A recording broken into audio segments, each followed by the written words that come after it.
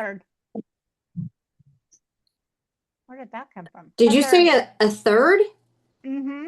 Okay, so that's 3/3 already then, because a third goes to market, third goes back into the business, third to No, taxes, a third of what you are, a third of your net. a third of our net. Okay. A third of your net.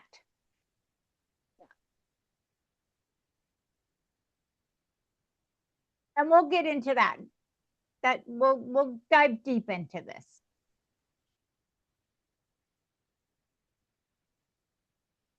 There are so many, I've been doing this for 35 years, and I've seen more agents get into trouble financially. We all said we wanted to build wealth. Well, by spending their tax money first and not saving for taxes, because they had to get out of the business, right? They were broke agents. So we're going to help you not be a broke agent.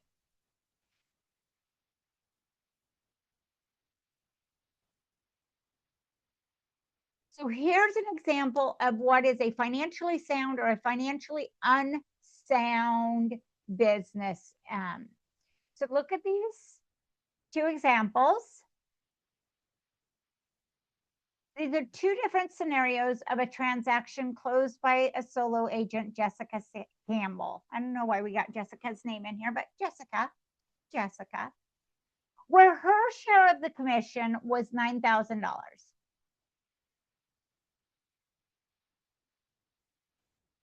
So you can look at these, or they're in your study guide on page 20.8.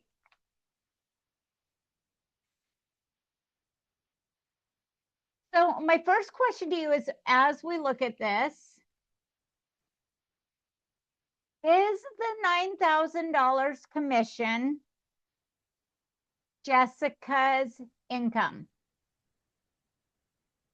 No. Is it profit? It is income, but it's not her net income because she's got expenses that have to come out of that. Fantastic. This is a little tax lesson for you. It's what we call gross commissionable income. So that is income. What it is not is profit. Profit is your net bottom line. That's your money to spend as you choose. And we'll get into that. Profit is what's left over to grow your business, save for taxes, fund your personal lifestyle. So it's important to know the difference between income and profit.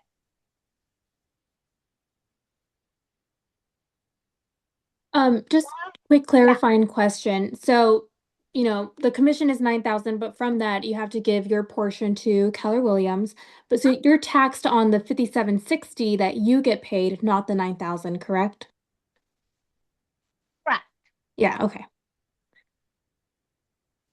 And there are certain tax write-offs that you'll get for paying different things. So Sure. not a tax advisor. I can't tell you how to do that and how to write it in, but we will go over that guidance. So if Jessica's income, gross commission income, was $9,000, what's Jessica getting a check for $5,760? Because that's her commission split? Exactly. Market center fees are deducted before we make the wire deposit into your bank account. So looking at these two scenarios, which one of these is more financially sound? The second one. Absolutely. Because Jessica is putting 30% into her business account to pay for her business related expenses. She's got her tax account and her state and federal tax and her self-employment in there. So of the $9,000, Jessica ends up with 2,400 in her wallet. Now, in this scenario, Jessica is saving 40% of her income for taxes. And this might be a high number. It's always best to check with a CPA to determine what rate of savings you should be saving. Most agents receive little or no guidance on how to handle their first or any commission check and end up in scenario number 1 because it takes us sometimes 30, 60, 90, 120 days before that first commission check rolls around. And we want to go buy that new purse, right? We're like, heck with taxes, we'll have more closings. Wrong. Put that tax money away into an account. And my suggestion is to put it in an interest-bearing account. So your tax money is making money for you.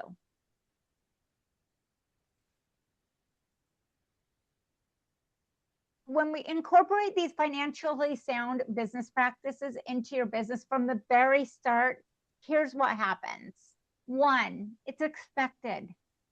So you're not expecting to work on more money than you're receiving, right? You just know I'm going to be working off of this percentage of my commission. And 2, it just gets easier and easier when that becomes your habit, right? We're creating a habit from day 1, from commission check number 1.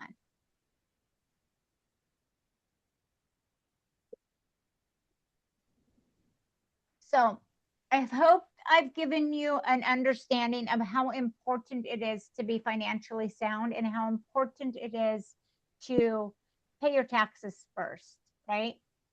You hear a lot of people say, pay yourself first. As an independent contractor, pay your taxes first. Pay your taxes first. Pay that bank account for your taxes first. So let me ask, what is the purpose of business?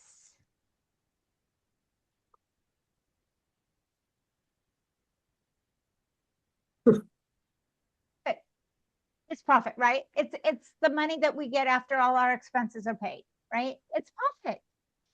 So that we have money to do good for your family and your community. So Gary Keller says, and I repeat it quite often, money is good for the good it can do. So what good will you have your money create for you?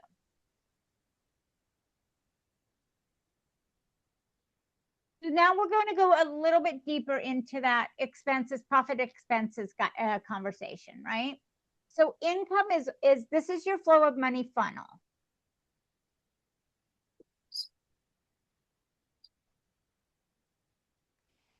We're going to explore the difference between income and profit and how the way you think of it can change the outcome of your business.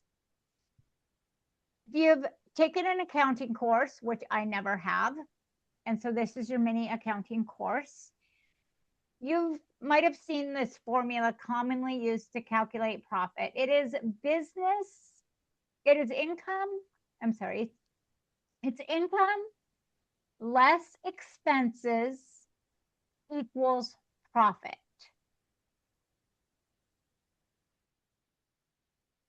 While the formula to calculate profit is important, it's not the model we use to set and track your profit goals each month. We ask ourselves the following strategic questions in your participant guide. Profit. We ask, how much money do I intend to have in the bank at the end of the year?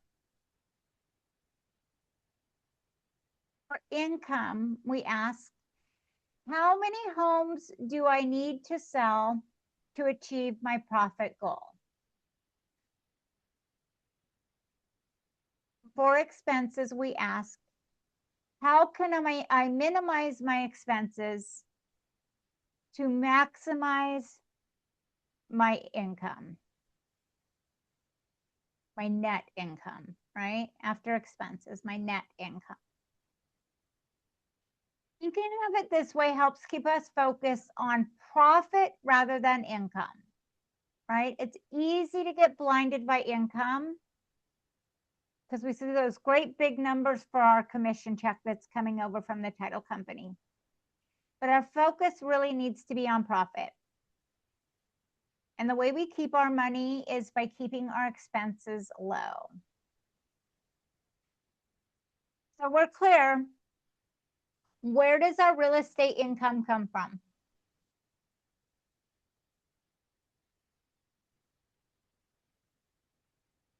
As an agent, you can get paid from 3 things. You can get paid by listing a house and having that transaction close. You can earn money from working with buyers, sales income, and having that transaction close. And you can get referral income.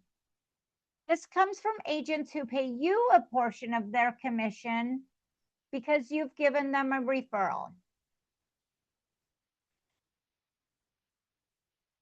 In Southern Oregon, an example of this is, say I have a family member that has a commercial property, but I'm not a commercial property expert. I don't have access to the commercial property websites and marketing campaigns. But I do have a commercial broker in my office. So I'm going to give my family member that realtor's contact information and vice versa. And that commercial broker is going to give me a portion of their income for giving them the name and contact information of my family member once the property closes escrow. So that's another line of income. This referral income can be a referral to any agent across the United States. So if I have a family member in Florida that wants to buy a house and I connect them with a Keller Williams agent in Florida, I can receive referral income off of that transaction. Right, so now we're going to talk expenses because this is where it gets kind of like, there are 2 types of expenses. We call them cost of sale and operating expenses. Cost of sale expenses only occur when you have a closing, right? So you don't pay for cost of sale expenses unless you close an escrow. Operating expenses happen every day your business is in operation. So operating expenses could be things like your car, if you pay somebody to do administrative work, if you have MLS fees and dues, your monthly market center fee. These are things that happen whether you close an escrow or not. Operating expenses. Cost of sale only happens when you have a closing or receive a commission check. These are your market center splits and royalty fees. This is your 15% success fee with Mara. And if an agent referred you business and you're going to pay them a referral fee, that is part of your cost of sale. So you have a transaction coordinator that gets paid upon closing. That's a cost of sale expense. Any questions on the difference between the 2 or if something fits into a bucket that you're not seeing?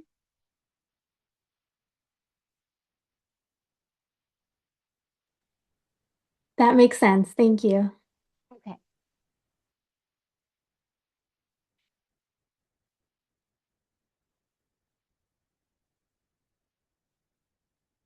So in your participants guide, you're going to see a checklist of best practices. We're at 20.9 in your workbook. This checklist is best practices to having a smart money business.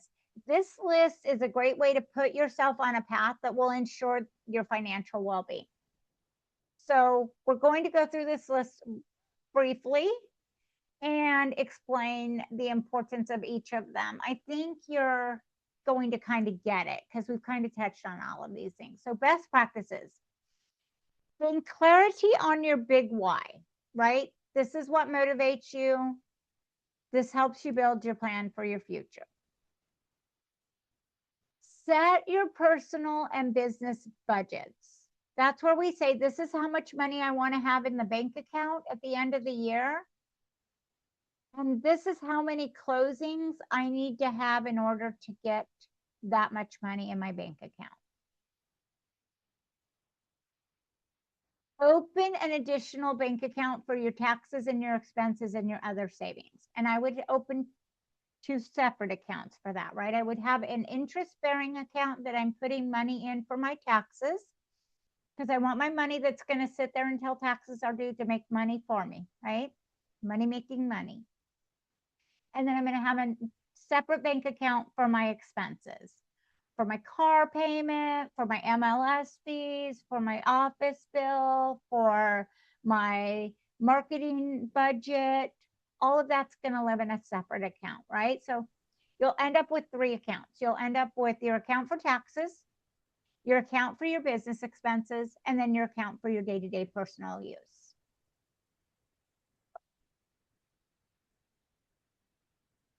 There is an MREA chart of accounts, which helps you determine which monies should go into which accounts. And you can get with Mara to get a copy of that chart of accounts. If you don't have a CPA, purchase and download accounting software or hire an accountant or CPA tax advisor to help you with the taxes. I am a big fan of utilizing my bank accounts services to track my money in and out each month. And I reconcile my bank account every month when my statement comes out. And I look at, what did I spend on expenses in my business, right? What did I put out money for marketing pieces, to take a client out for lunch, for gas, for to pay Facebook for a sponsored ad? And then did I spend too much money taking too many friends out to coffee? Right? Did I just take everybody out to coffee, or did I take people out to coffee who are actually giving me business back? Right? So I manage that on a monthly basis. I'm looking at those expenses each month. So that's what I'm doing each month, right? I'm setting that date to calculate and pay my estimated taxes as well. And then I'm preparing for my future: insurance, savings, investments. And as you start becoming more consistent in your business, those last 2 items become more important, right? To have a date where you're calculating and paying your estimated taxes. Right now, you're just going to take a portion of your commission check and put it into that account, right? And then when it comes time to pay, you're going to take that money plus or minus what's in that account to pay your taxes. So we talked about this line item down there, the third to the last one, which is hire an accountant, CPA, attorney, or tax advisor. And I want you to think about it this way: what better way to lead, generate, and find valuable resources for your financial practice team than calling your sphere, the people who you already know, like, and trust, and ask them who they recommend. Hey, I'm in real estate now. I got my real estate license. Do you know a CPA? Do you know somebody that's a good tax attorney? By the way, did I tell you I'm selling real estate now? Do you know anybody who might be able to use my services.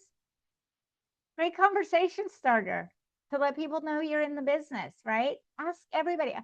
Even if you know that you all use the same CPA, call each person in your sphere, right? It's a great way to generate leads, easy lead generation.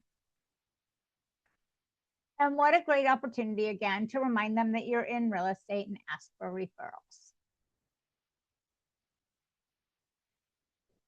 The other side of that coin is what a great way to talk to CPAs, attorneys, and tax advisors and tell them you're in real estate and build a relationship with them and gain referral business from them, right?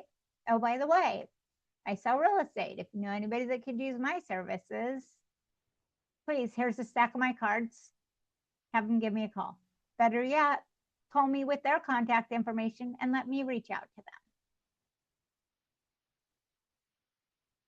All right.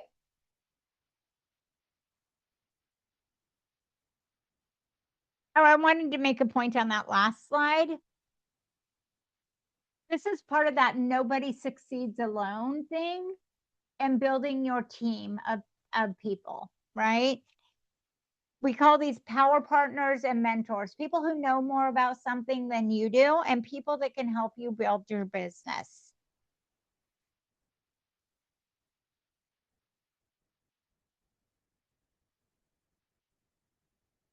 All right, who wants to read this one?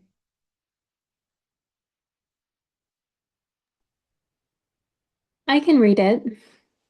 You, Vanessa? Think and act the wage you want before you earn it. Average is as average does. Good is as good does. And great is as great does. What you do is who you become. Ever hear that term, fake it till you make it? This is where we're putting on our professional hat and we're saying we want to be around the people that are going to help us build the business that we want to build. We're going to be around the people whose homes we want to list and sell. We're going to be around the people who buy the homes that we want to sell, right? You've got to start thinking that you're already at that level today. In order to have a smart money business, you need money. You don't intend on making average money or good money. You expect to make great money and do great things in your lives.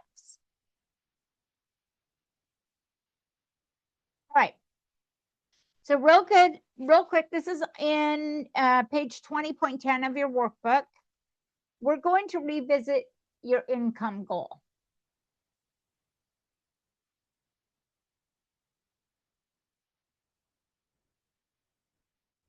Are you thinking and acting the wage you intend before you've earned it?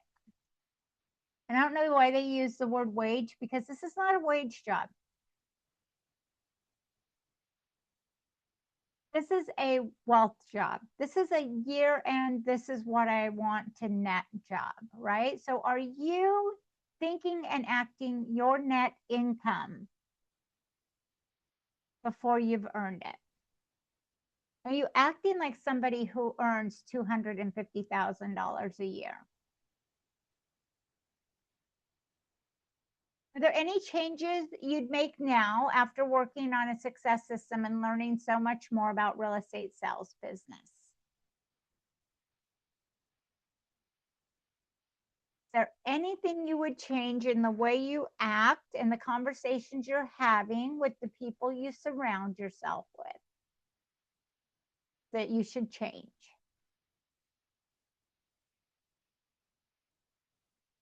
All right. So on this page in your workbook, you should be able to jot down these numbers.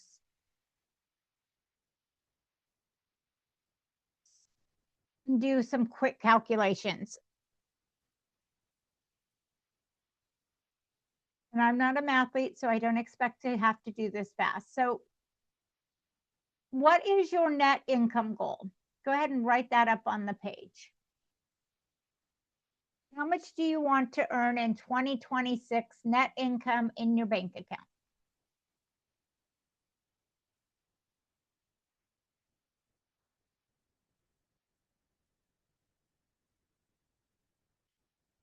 And then what is your company dollar and net and royalty cap? It's 30%, 36% as well. Okay, they've got it calculated here as 15% of your GCI because it caps at Keller Williams. So we'll use that number, 15% of your GCI. So you might want to leave that blank until we get down to D, but your business expenses should be 35% of your GCI. And your total gross income is going to be the total of A plus B plus C. So they're just reverse engineering it for you. So net income goal plus 15%. Business expense plus 35% is going to give you your total gross commissionable income. So if I'm going to reverse engineer that,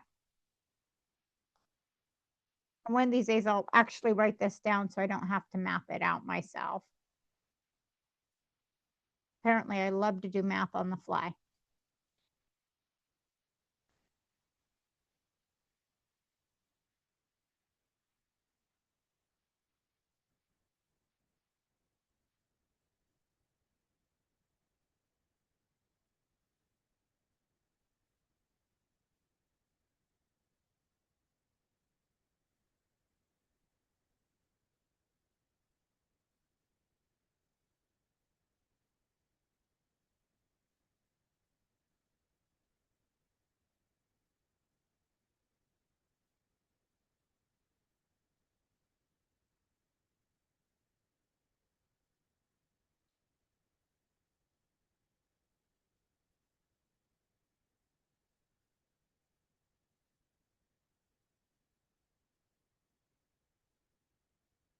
So if I had a gross income goal of 200,000, my GCI of 200,000,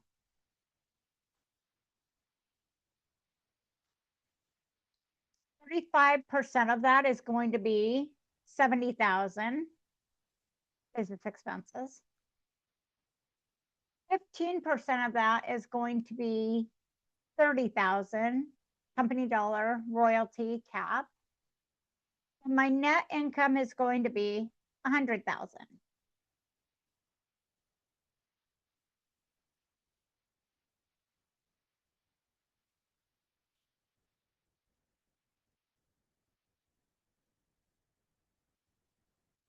Oh, who's had a transaction close yet? Anybody have a closing?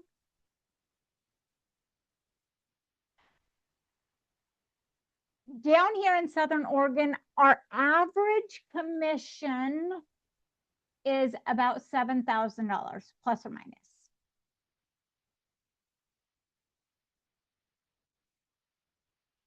So if I took 200,000, divide that by 7,000, I need to do 20. So there's no half transactions. I need to do 29 deals.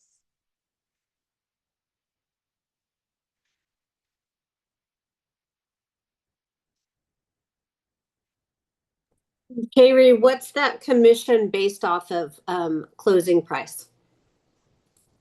That would be 10,000 after you've paid your splits and everything. No, I mean sales price of the home to get the $7,000 commission. What sales price of the home?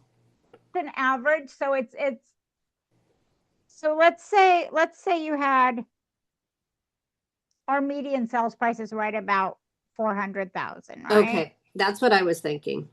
2.5% commission is $10,000.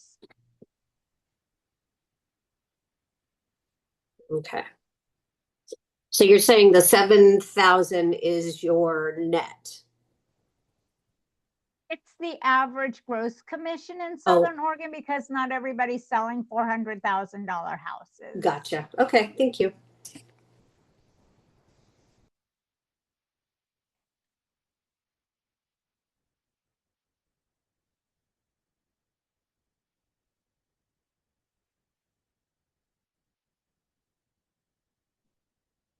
fun to do. Sitting at your desk, pulling out the houses that you want to sell. When we talked about like identifying the buyers and sellers you want to work with, going and looking on the MLSs, what are those homes selling for? Not listing for, actually closing escrow and selling for. And then how much commission would you take on that? And then look at what your company dollar and royalty off of that transaction would be. And then what business expenses you would allow yourself for the life of that transaction. And then look at what you would actually net on that. And then multiply that or divide your net income goal by that number. That's a realistic way to do this, and be realistic about how many transactions you're going to have to close. Because if I'm selling $1 million properties, I'm not going to have to sell 30 transactions, right, to hit that number. If you're in an area in Oregon where your sales prices, median sales price is higher than Southern Oregon, you're not going to have to close as many transactions, right? So with my numbers, I wishful thinking, but I did my typical commission fee amount to be 30,000, assuming it's $1 million sale. Wishful thinking. So then my annual transaction goal came out to 7.5 or round up to 8 because of that higher price point. Exactly. So, and here's the thing that I know, right? It doesn't matter if you're selling $30,000 manufactured homes in parks, or if you're selling a $2.7 million property, right? Because to earn the same amount of money, you're going to work just as hard regardless, right? It's going to take you longer to buy or sell a $2.1 million property. It just takes longer from the day you meet your client to the closing date to make that transaction happen. If I'm doing $30,000 manufactured homes in parks, I'm going to have to sell multiples of those. So it's going to take me the same amount of time. So when we think about the time and the effort and the energy, it's not easier to sell a $2.1 million property than it is to sell $30,000 properties. It's just a different hustle. It's a different level of service to your clients, right? When you're helping somebody with a manufactured home, you're also navigating maybe some personal issues and some boundaries and some financial challenges and getting them through some hurdles that way. So it can be a little labor intensive. I've worked with $2.1 million buyers and sellers. They want a phone call at the end of every day. They want to know what you did in order to move this forward every day. They want to know, and you had better have a really good, detailed, this is who I called, this is what the conversations I had, these are how many people saw it, this is how many people saw it online, this is how many people reacted to this. Like, they need it. Sometimes you get lucky and somebody sees it online and it goes quickly, and sometimes it sits forever. So you just, the hustle is different, the reward is different, but the bank account, you can sell $30,000 properties in the time it takes to sell one $2.1 million property. So just know that, like, if you want to close more transactions, and you might go for some lower end stuff. You're not saying you have to sell $30,000 manufactured homes in parks. All right. So whatever you have written as your net income goal, increase it by 50% and write that down. And then recalculate it using those estimates in the calculations.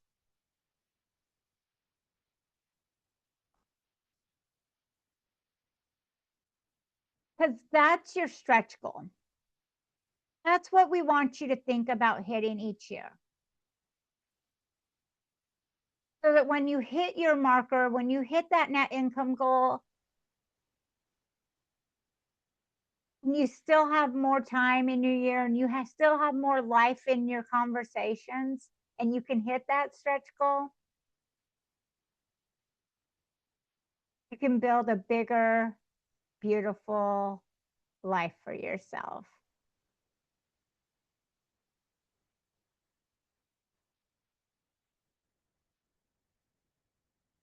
You think that stretch goal is doable?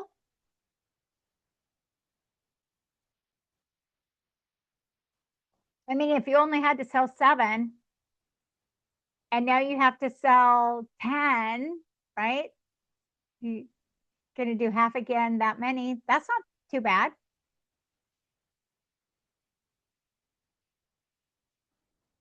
If you were planning on selling 28 and now you have to do half again that, so now you have to do another 14. How many additional conversations do you need to be in? It's totally doable. This is a contact sport, so it doesn't matter if you're selling the $30,000 homes in parks, or if you're selling $14 million properties. The way you get to that end result is by having more conversations about real estate intentionally. And that's the biggest part of this job. When you think about having conversations and how conversations directly result your bottom line, tracking those conversations becomes so important. And that's why we have Command. Command is your brain on steroids. It's your phone on steroids. You don't have to remember who you talked to 3 months ago that said they wanted a 4-bedroom, 3-bathroom house on the river, because when it comes on the market 3 months later, you've got those notes in your Command and you can find those clients and communicate with them.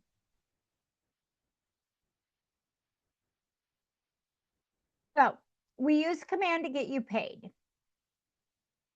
And I recommend setting up a one-on-one conversation with your agent services coordinator in your office to understand how to access the applets in Command and put in a opportunity and complete the commission tab. You can also do that with Mara on her office hours that she has. It's a great office hours conversation because she can screen share and show you what that looks like. The understanding and using Command right now, day 1, is going to help you when you're trying to close and coordinate 3 closings in a month and take 2 listings, right? That is not the time to try to learn Command. The time to try to learn Command is now. And there's lots of videos on it, and your team is here to support you on how to utilize that. All right, any ahas about running a smart money business?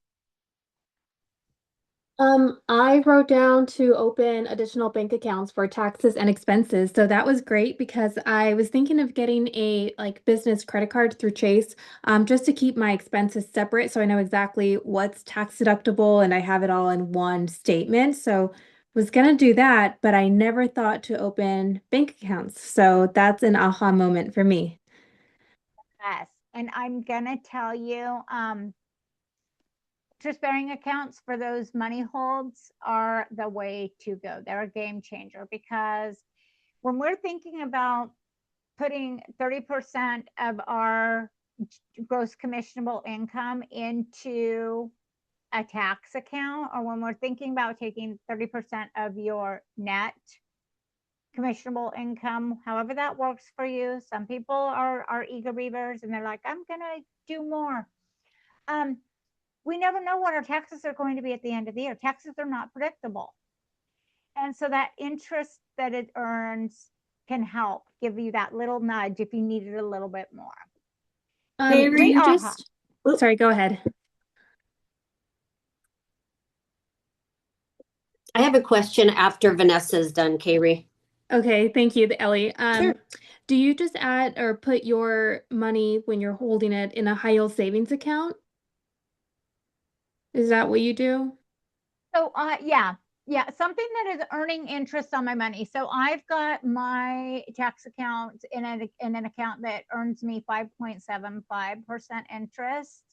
Is that through a CD or how, what? That's a high rate. It's a high rate. Tell me. It's not offering that rate right now. If you open an account with them, I actually got into this about 4 years ago. So they're not currently offering that rate to anyone who opens an account today. I think right now you're good if you can find 4% or Yeah. 4.25. I just got an email today from my Amex high yield savings account, like, oh, we just changed the percentage. Now it's 3.2. And so it's going down. PayPal is still at 4.25, I think. That's where I have my kids have their money and their Oh, interest bearing did you say account. PayPal? PayPal savings. Mhm. Oh, good to know. Thank you. Can you believe it? I know of all the places. I was like, my Capital One. Yeah, I'll have to dig up the name of that. It's escaping me right now where my higher yield one is.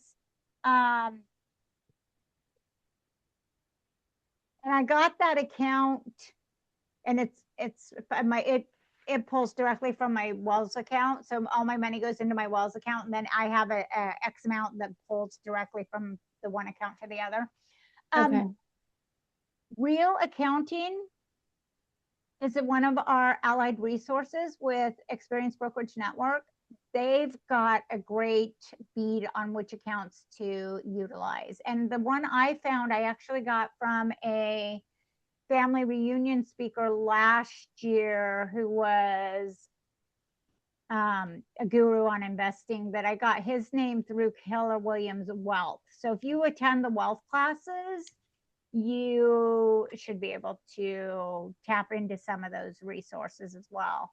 Vanessa, I think Okay. those would be great classes for you to attend, is the KW Wealth classes in your Okay. markets. That sounds great. Thank you. Sure. Wait, question. Yes. So one of the classes that I went to a couple weeks ago, and I still have yet to follow through with this, but I'm glad that it came up today about opening the saving or the checking accounts, is because they told us as new agents to go out there and start ourselves at an LLC for our real estate rather than having it come like getting the checks in our name, started LLC in our name. That way it protects our personal things, which my husband and I have quite a few personal houses and, toys and whatnot that I do want to protect. What's your take on starting an LLC? They said that just to do that and like maybe later change it to an S corp. I don't really know what S corps are. We have a C corp corporation for our business, my husband and I. But for the real estate, what do you think? I'm not a tax advisor. Okay. And so you get what you pay for with me, which is you paid me nothing for this advice. Um, that being said, LLCs get taxed at a higher rate. So know that going in. LLCs do? An LLC gets taxed at a higher rate. An S corp creates you as an employee of your business. And so you get taxed as an employee, not as an owner. Mm-hmm. So any money that you take out of the S corp to pay yourself is employee. So that gets taxed at a lower rate. But isn't that double tax? Doesn't the S corp get taxed? And then me personally, because that's how C corp. Not a CPA. Okay. So I can't advise you on that. You'd have to go to a CPA for clarity around that. But yes, it's my understanding that S corp is the holding company, and the taxes come out on what you pay yourself from that. So you have to talk to a CPA or a real estate accountant Okay. for more information on that. Okay, and the only reason I asked that is because I would want, if I'm going to pursue that, I would want to do that before opening up a checking or savings account so it was opened up correctly. Here's what I know for sure is after being in real estate for 35 years, most agents go to a S corp sooner than later because of the tax benefit. Okay. I will So- be seeing my accountant either today or tomorrow, so I'll ask them. Does that mean that you are in S corp? I am no Yes. longer an S corp because I am no longer selling real estate. So I have closed my S corp down. I'm a referral agent only, and so Okay. I just run a very lean personal and real estate additional form on my personal tax return. So I'm not running a business tax return any longer. Okay, but you were an S corp when you were I doing real was an estate. S corp when I was selling real estate. Okay, good to know. Thanks. Yeah. And it's beneficial when you're closing 4 and 5 transactions a month because you can set yourself up so that you're receiving an allotment every month. And when you have months when you have 8 transactions or months when you have 0 transactions, you are still pulling the same amount to live on each month. Just makes that income more predictable. All right. Any other questions on taxes that I can't answer? Again, not a CPA, not supposed to be advising you on any of that, but it's good to have a baseline. It's good to know what to go ask about, right? All right. We're going to talk about a success system for your life. We're going to talk about why it's important to continue your success systems after Ignite. So your success system is that check-in, right? It's a check-in that Mara does with you. Have I made my phone calls? Have I time blocked? Have I done my 411? So Mara can continue to be your coach and your accountability partner after PC coaching. She does offer that. Your MCA can also be your accountability partner beyond coaching. They can help you create your profit and loss statement. They cannot advise you on your taxes, but they can let you know, like, understand how your most commissionable income and your office expenses and your office cost of sale and your net income work in conjunction with each other.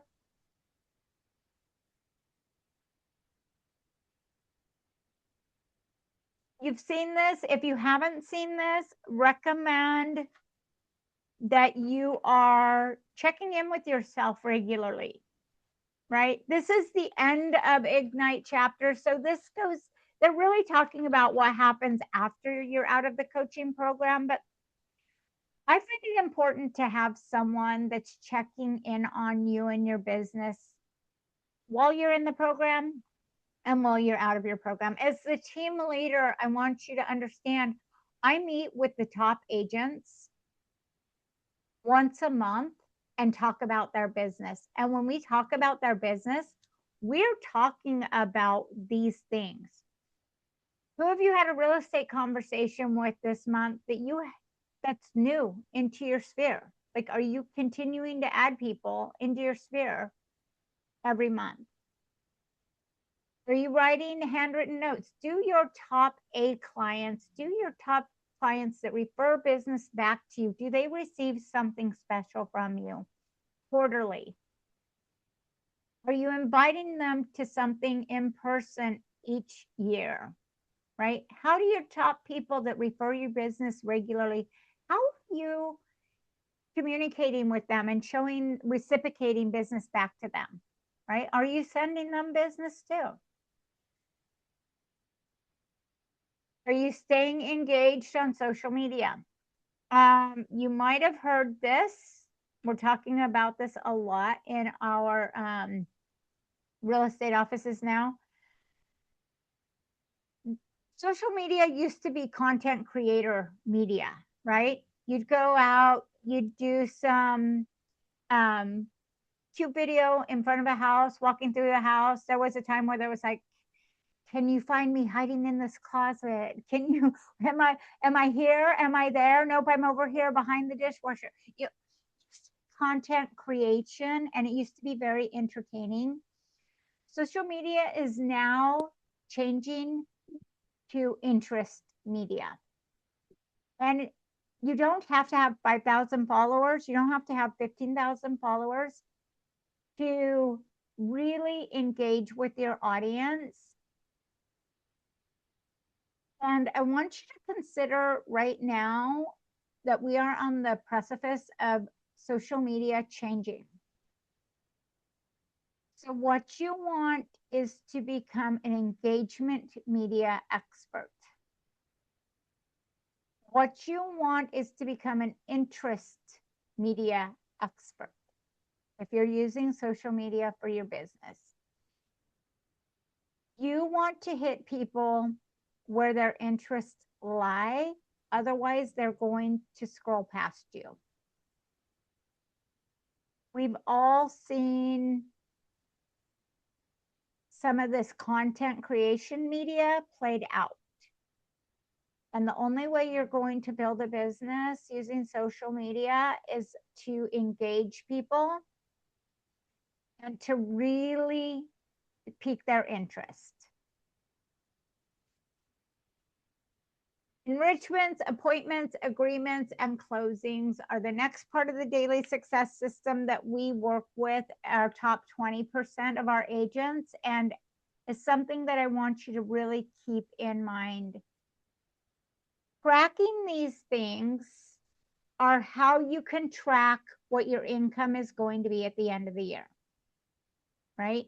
If you don't track your numbers, you're just selling real estate blindly, and you have no idea what your operating income is going to be at the end of the year. So we really need to track those numbers. You're a business owner after all, right? You're working your business like a business. Okay. We've talked about accountability and how important it is to success. Gary reminds us no one succeeds alone. We've reviewed why accountability is important. It keeps your mindset focused. It keeps you positive, reminds you of your big why. It challenges you to make, challenges you and makes you uncomfortable at times because it shines that flashlight on the parts of your business that you've forgotten or gotten lazy on. And it's one of our 6 personal perspectives to be accountable. Accountability drives change. It's the opposite of the status quo, and it keeps you out of victimhood. And in real estate, you don't make money by being a victim. You just don't. We talked about the different kinds of accountability, having an accountability partner, your PC coach, your market center administrator. You can have a mentor. You can engage MAPS coaching.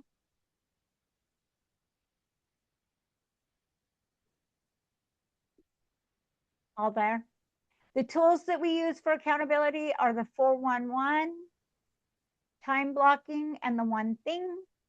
If you're interested in these or want to know more about these, the 411 is scheduling your priorities by yearly, monthly, and weekly goals. Time blocking is scheduling your time off and your number one job. Do you remember what your number one job in real estate is?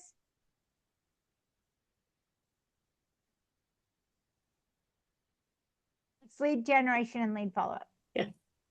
Right? It's real estate conversations.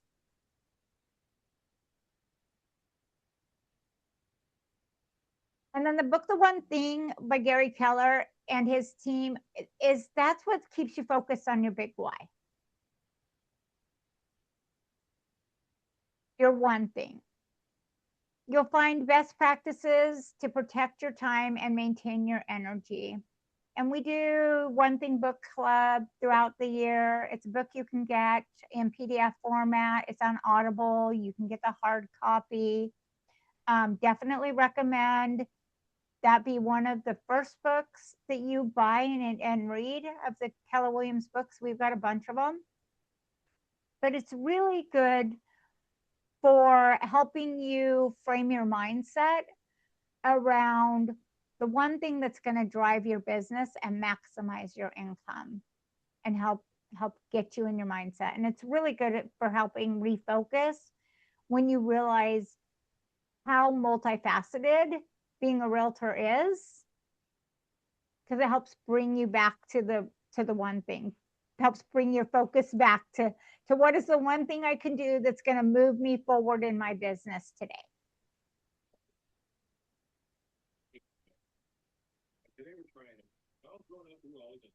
All right.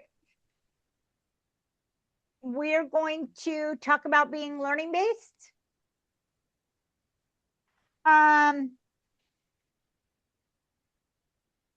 There are many paths to learning. For example, learning more about your local market by previewing homes and becoming an expert on inventory. We have lots of tools that help you do that. Your local MLS, Area Pro, tours, open house, holding open houses. This is all going to help you become a market expert. The best real estate agents know the inventory. They know what's available. They know what houses are selling for in each neighborhood, right? They know if granite is an upgrade in this house or if granite is the status quo, right?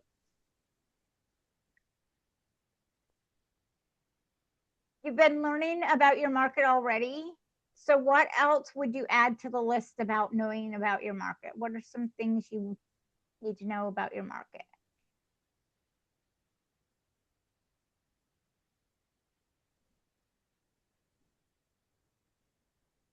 Anybody do open houses yet?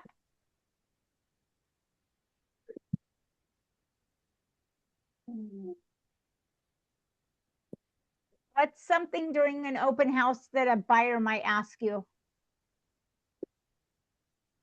How are the schools around here? Absolutely. There you go.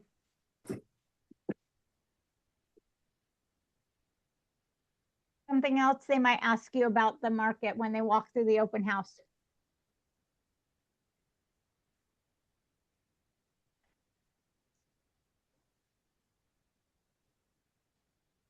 What are interest rates? Are there any first-time homebuyer programs that'll help me with down payment money? Yes, there are. Does this house qualify for a USDA loan? Right? What do you know about a USDA loan? What do you know about where the houses lie that qualify for that, or if they don't qualify for that, right? Knowing boundaries of those sorts of things. Keller Williams holds 2 large trainings every year. Amazing trainings. Family reunion is every February. We just got back from family reunion. So you're going to see in your market centers a lot of education about what happened at family reunion. We're bringing it back to you. But nothing beats the experience of being at family reunion, because there is so much information and classes and seminars offered during family reunion that we cannot possibly make it to them all. And we don't know which ones you would benefit from most sitting in. So if you can get there and you can attend the classes that are driving you forward in your business, so worth it. Mega Agent Camp is in August. What was that called, Kayri? Mega Agent Camp. Okay. Now, these are not cost effective. There's the cost of travel, right? Your airplane ticket, the hotel, and the cost of the event and cost of food. In August, they start selling the family reunion tickets, early bird pricing. So you get the ticket for like half price price for the event in February. When you see that hit, pick it up at the half price. But these will propel your business to new heights. Like nobody does these, I'm going to air quotes, conventions like Keller Williams does them, because these are actually seminars, not just huge sells like come buy my book like you get at other real estate offices. These are definitely like, you're going to go home with something that you don't have to go home. You're going to go back to your room and you're going to start implementing stuff you learn in these. Mega Agent Camp is very agent focused. It's very topic specific, whatever the market is heavy about. And I'm going to tell you, Mega Agent Camp this year is going to be around AI and social media, because those are the big changes in the real estate industry right now. Those are having the biggest impact on the real estate industry in my 35 years this year, bigger than any of the changes that we've had in the past. And it's changing the way we do real estate. It really is. Where is it going to be held and how many days? Mega Agent Camp is in August. I think it's a 4-day event, might be a 3-day event. And it is always in Austin, Texas. Family Reunion is going to be in Houston, I believe Houston. And it is also a 4-day event. And how much is it to go to the Mega Agent Camp? I don't have a price on Mega Agent Camp yet, but we will soon. Okay. Early bird pricing is usually about $600 to $800 for the ticket. Okay. Don't quote me, I could be wrong. Yeah, no, I'm just curious. Texas in August, huh? Yeah. Well, here's the great news is they're always in a well laid out convention center. So okay. These are all the things that all the courses Keller Williams puts on that you can get a hold of in your region without having to travel to Texas. Personal perspectives, bold, quantum leap, command your business, profitability. It goes more in deep into your business financials, deeper into those conversations about that. When you get to the point where you're hiring people, we've got career visioning. I've got 2 agents that just went through that are building teams. Building a team begins with administrative support or a social media expert or a virtual assistant who's doing things for you. So if you're at that level of adding people, adding leverage into your business, career visioning is amazing.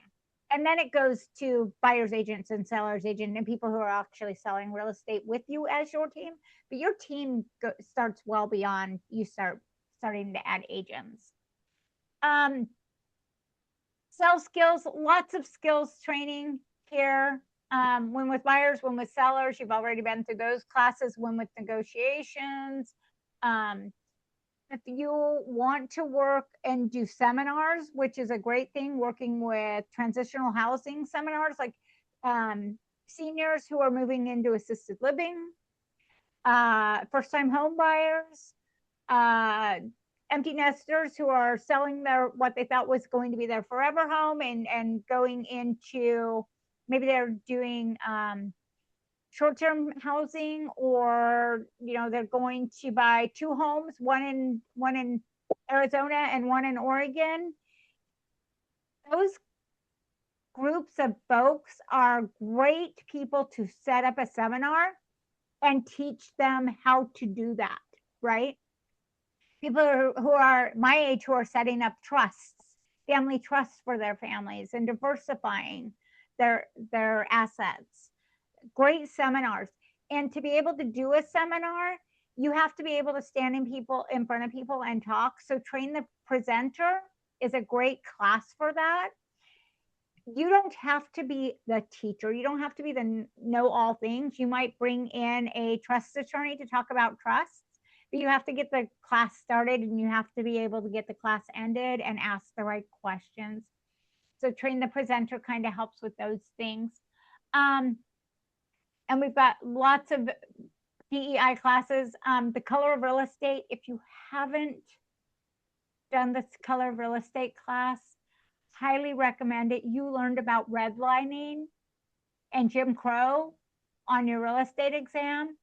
Oh my gosh, the color of real estate is such an interesting class that goes deeper around those concepts and what actually happened during those times.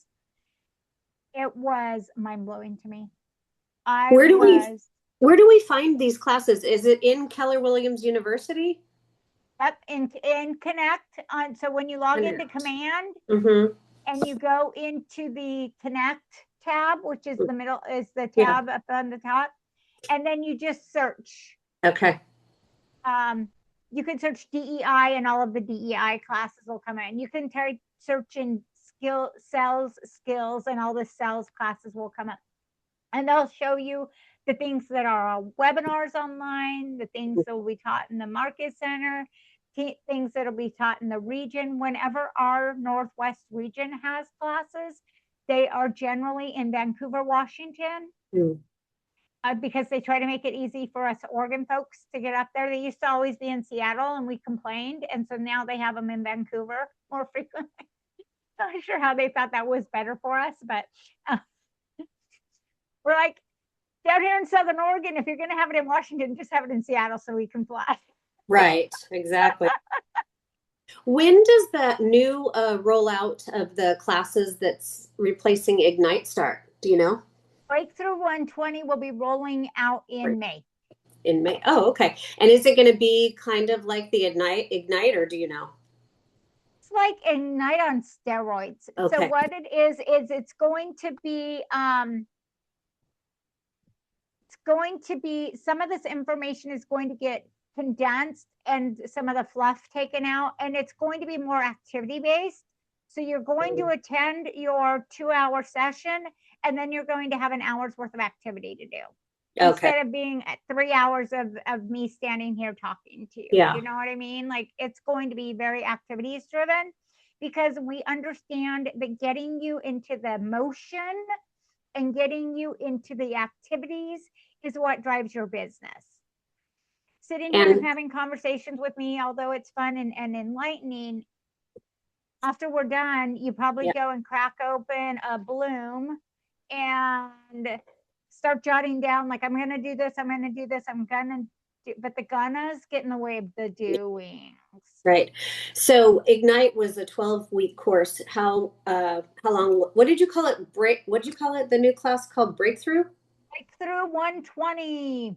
Breakthrough 120. And Mara is working on the details on that. So I don't know until Mara rolls it out. All right, cool. Well, I love all the classes that Keller offers. I'll be on that 4 o'clock AI class today with I'm really excited to get the Breakthrough 120 class up and running, because it's definitely going to be putting more action based. Like, okay, we're going to stop and we're going to make phone calls. Now you learned this. Yeah. Now I know your brain is on fire and you're thinking, oh my gosh, these are the people I want to call. We're going to stop and you're going to call. Like, you know what I mean? Like, it's going to be very action based. Perfect. Quick question on that are those classes across all of the US? I asked because my friend was doing Ignite in Boston. Yes, it is a Keller. We are sunsetting Ignite as we know it. Okay. It is going into retirement. Because we have had to, if you've got the workbook and you've worked through it, you'll see some of the stuff, like that commission split conversation where it's like, you get 50% of the commission. That's not how it works anymore. You get 100% of the commission you earn, because you either have a buyer's representation agreement and the buyer is paying you, or you have a listing contract and the seller is paying you. So some of the information in this the market has moved so fast that some of the information just doesn't land. I think Ignite was written before social media became before 2020, when social media really took off for real estate agents to utilize to grow their businesses and their careers. Before 2020, social media was a great engagement driver. It was like an advertisement, like, hey, I'm a real estate agent. Here's what I do, but here's also a picture of what I had for dinner, and here's a picture of my vacation. And agents weren't really utilizing it as a marketing source, right? And now I have agents who don't do anything but lead generation on social media, and they have a very robust business because they have learned how to use social media at a high level to generate to do their lead gen. Interesting. Hey, Vanessa, where are you located? I'm in Eugene. Oh, you are? Okay. I'm Yes. down in Grants Pass. I was just curious where you were with the $1 million homes. I mean, we have a few of them here, but No, that's wishful thinking. Yeah, My partner is in the medical community, so my plan is to target doctors. yeah, good for That's you. why. That's awesome. Go get them, girl. Vanessa, one of my good friends, is a realtor, and that's her business. And learning, well, first you'll know this, serving on the board is huge, right?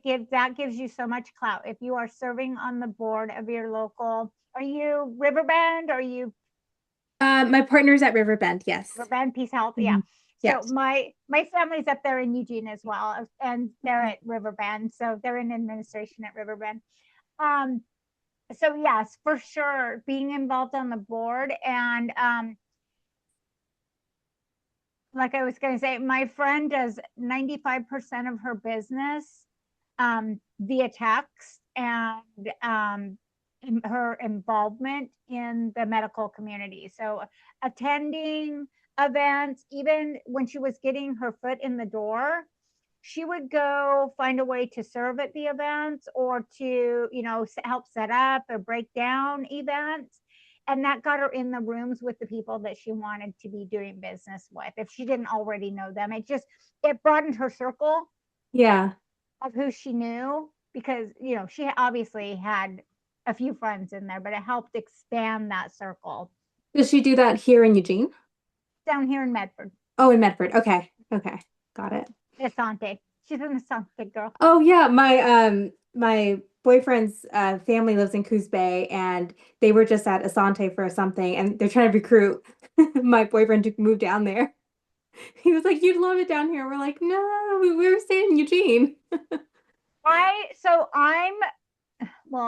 I'm originally a Northern California girl, but we moved to Eugene and we raised our oldest child in Eugene. Okay. Then we moved her down here when she was in 8th grade, and I'm lucky I'm still alive and have a relationship with her, because she's very angry about that. And then we raised our younger two children here in Medford. So most of my real estate career was in Eugene. I developed Ryan Meadows, Lee Estates, and Wyatt Meadows in Springfield. So those were the 3 developments that I did. And Eugene has my heart. Eugene has my heart. But coming down to Southern Oregon, I mean, like I said, my husband was in construction and I was in real estate. And for our business, we had to move down here. So, well, at least you have an in and out, so it's a big plus. Priorities, huh, Vanessa? Yeah.